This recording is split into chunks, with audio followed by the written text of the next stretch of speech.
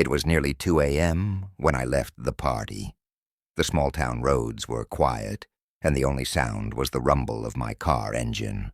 The GPS showed 2 hours to home. I chose the shorter, less traveled back road. Big mistake. 15 minutes in, I noticed a rusted road sign half covered by vines. Caution, road unsafe. My gut told me to turn back, but the road ahead seemed fine. I laughed it off and kept driving. The static on the radio grew louder. I fiddled with the knob, but every station seemed to hum the same eerie static. Then for a split second, I heard a whisper. "Don't go any further." As the road narrowed, my headlights caught a figure walking on the side. They were wearing a long coat and moved slowly, almost deliberately. I slowed down, rolling down the window to ask if they needed help. The figure turned toward me and smiled, their face pale and unfamiliar. Against my better judgment, I offered them a ride. They slid into the passenger seat without a word, their presence unnerving.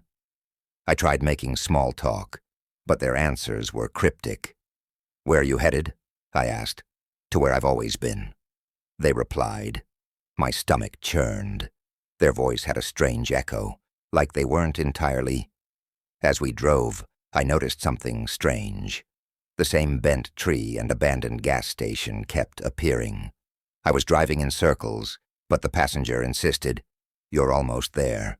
Turned to confront the passenger, but the seat was empty.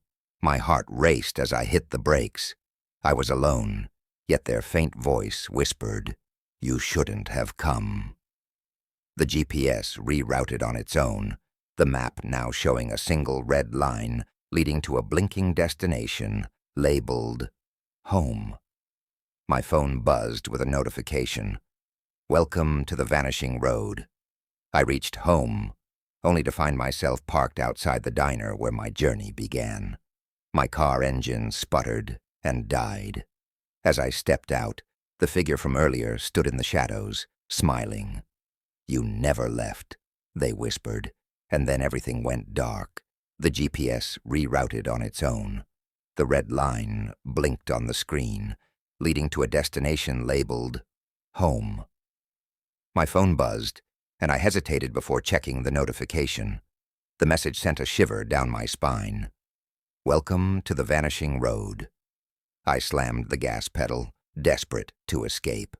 Reached the destination, only to find myself parked outside the diner where my journey began. My car engine sputtered and died. As I stepped out, the figure from earlier stood in the shadows, their smile wider, almost unnatural. "You never left," they whispered. Their voice echoed as everything went black.